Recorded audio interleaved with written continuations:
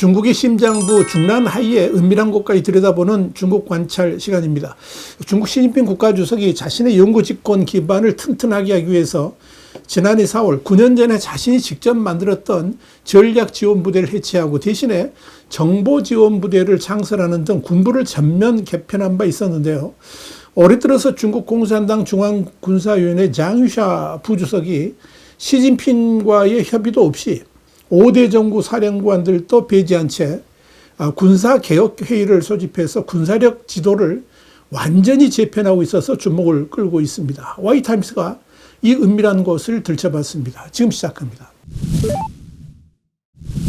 중국의 고위 소식통이 전하는 바에 따르면 전 총리였던 리커창의 죽음에 관련된 비밀이 폭로되면서 반시진핑파의 분노가 폭발을 했고 이를 동력으로 군부의 체제 개편이 동시에 이루어지고 있는 것으로 알려졌습니다. 이 소식통은 6월 들어 장유샤 군사위원회 부위원장이 열흘 넘게 군사위원회 확대 회의를 주재하고 있다면서 이는 일반적인 회의가 아니라 각 군과 각군 지도부 핵심 인사들이 직접 참석하는 고위급 회의다 이렇게 짚었습니다.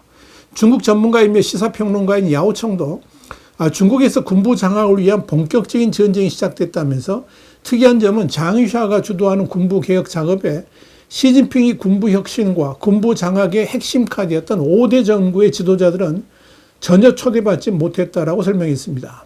시진핑은 주석으로 취임하면서 군권의 확고한 장악을 위해서 7대 사령부 체제였던 군부를 5대 전구로 개편하면서 지휘의 효율화를 꾀했습니다. 그러나 이런 정구 개편은 사실상 군부의 지휘권을 확실하게 장악하려는 시진핑의 의도가 깔려 있었다 이렇게 정리할 수 있습니다. 최근 몇 년간 중국 군부의 움직임을 보면 시진핑의 군부 개혁은 오히려 중국의 군사력을 형편없이 무너뜨리겠다는 평가를 받습니다.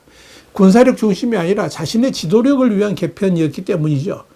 이와 관련해 고위 소식통은 과거 난징군구는 장수, 저장, 안의, 푸젠, 장시, 상하이의 군사를 총괄하면서 군사력, 인력, 병참을 하나로 통합해 막강한 권력과 힘을 가지고 있었지만 정부가 개편되자 난징광구 소속 부대들이 갈갈이 찢겨지면서 시진핑이 만든 정부는 실체 없는 호랑이로 전락하고 말았다면서 병력을 이동하려 해도 모두 중앙군사위원회의 승인을 받아야만 했고 인력 이동도 최고 지도부의 승인을 받아야 할 정도로 전구에는 별다른 실권도 그리고 지휘권도 존재하지 않았다라고 평가했습니다.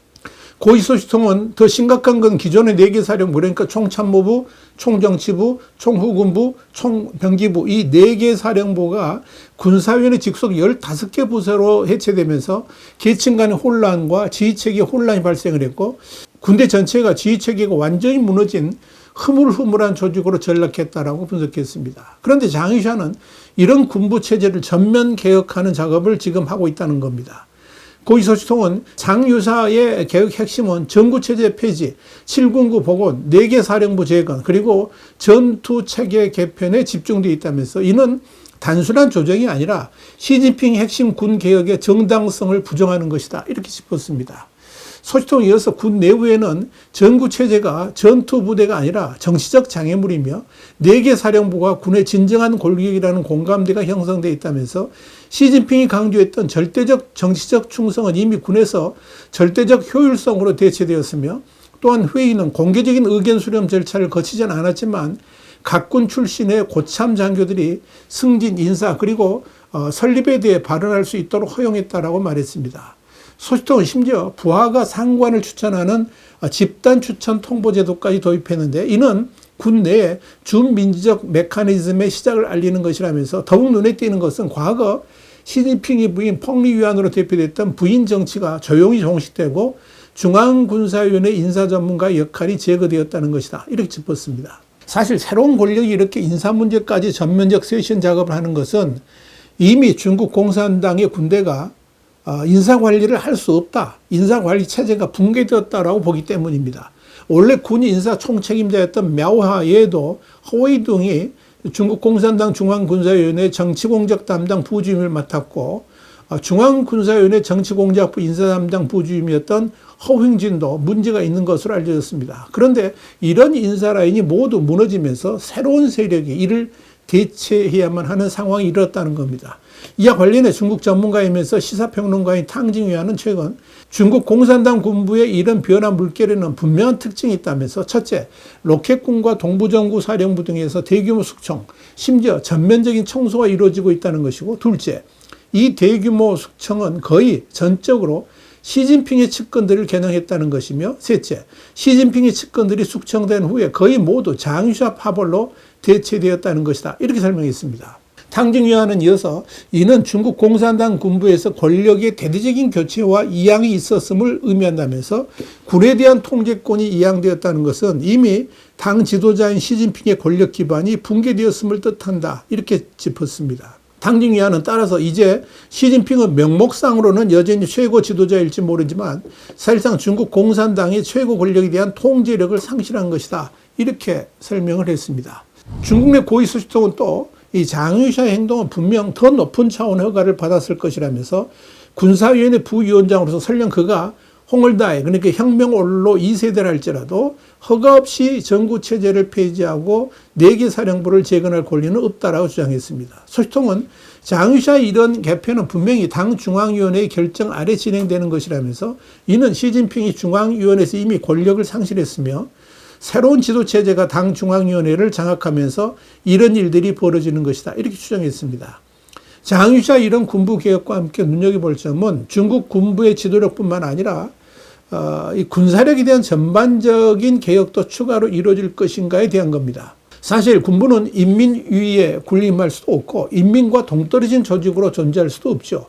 그렇기 때문에 최악의 경제 위기를 맞아서 공무원들의 급여도 제대로 지급되지 못하고 있는 동시에 사회적 혼란까지 우려되는 마당에 군부가 이런 위기를 극복하는 데 있어서 나름대로 역할을 해야 한다는 것입니다. 실제로 과거 덩샤오핑 시절에는 경제 위기를 극복하기 위해서 100만 명 정도의 군 병력을 감축한 바 있습니다. 당장 세계대전 같은 위험이 존재하지 않는 상황에서 군부도 다이어트를 통해서 경제 재건에 이바지해야 한다는 점에서 군사력의 감축도 논의될 수 있을 것으로 보입니다.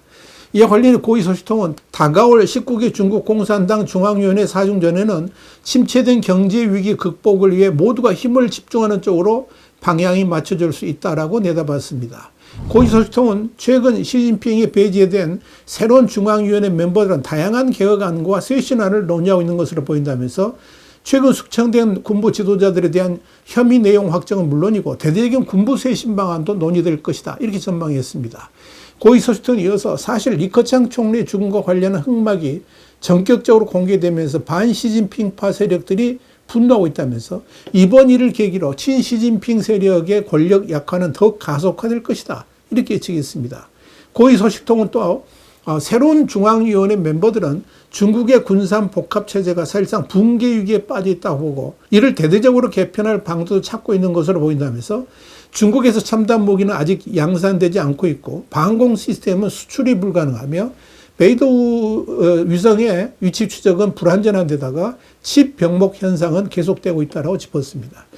또한 특히 이스라엘에 의한 이란 공격은 중국을 크게 당혹스럽게 만들었는데 이번 위기는 중국 공산당의 반미 동맹이라는 세계적 청사진이 무너지고 있음을 보여주며 미얀마, 북한, 베네수엘라, 심지어 러시아까지도 버림받을 처지가 되어 있다는 점에서 전반적인 분위기 쇄신 방안을 찾으려 하고 있다라고 설명했습니다.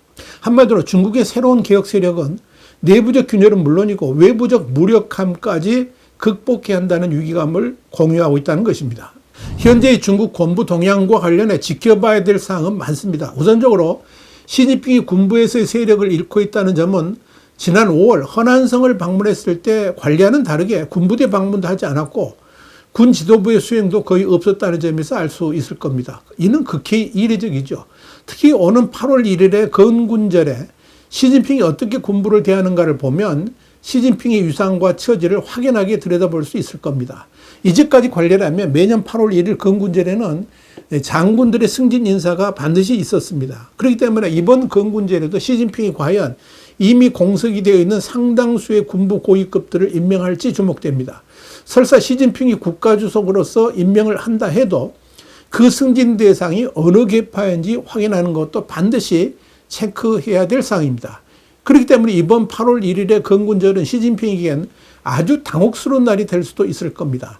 특히 건군절에는 관리대로라면 군부의 사일대들이 시진핑 주석의 명령을 따르자 이렇게 외쳐야 하는데 올해도 과연 그럴지 두고 볼 일입니다. 또 건군절을 맞아서 중앙군사위원회의 결혼을 보충할지도 주목 대상입니다. 만약 결혼 보충에 시진핑파가 선임된다면 군부가 다시 시진핑에게로 넘어가고 있다는 신호일 수 있지만 그 반대라면 시진핑의 실각은 이미 예정된 시나리오라는 것을 다시 입증하는 계기가 될 것입니다.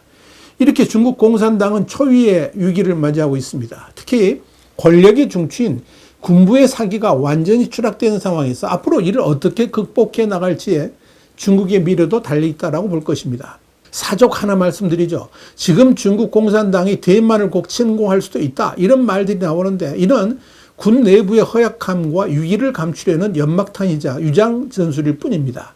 지금 중국 공산당 지도부에게는 대만은 전혀 중요하지도 않고 권력을 장악하는 것, 이게 가장 중요한 우선순위이기 때문에 그렇습니다. 와이타임 중국 관찰의 주북이었습니다. 감사합니다.